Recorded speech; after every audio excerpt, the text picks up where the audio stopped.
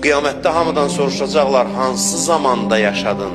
Deyəcək ki, mən axirət zamanda yaşadım. Əhl-i beytə bağlı olan bir məmləkətdə. Ondan sonra deyəcəklər, bəs bu nə əməl dəftəridir gətirmirsən? Niyə bu halda gəlmirsən bəs? Bir nəfər gəldi İmam Sadiq əleyhissalamın yanına.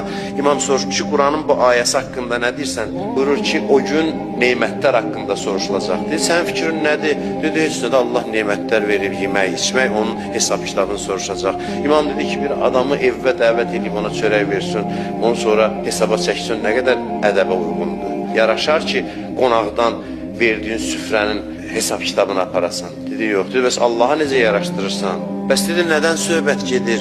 İmam buyurdu ki, Allah biz Əhl-i Beytin məhəbbətini soruşacaq. Bu ayədə bu nəzərdə tutulur. Bu məhəbbətlə neynədin? Əhl-i Beyt sevgisini sənə vermişdim. Hara səni çatdıra bilərdi gör. Amma hara çatdın? Böyük bir sərmayən var idi. Ondan sonra deyəcəklər, bu sevgi ilə, bu neymətlə neynədin? Niyə bu vəziyyətdəsən? Niyə bu haldasın?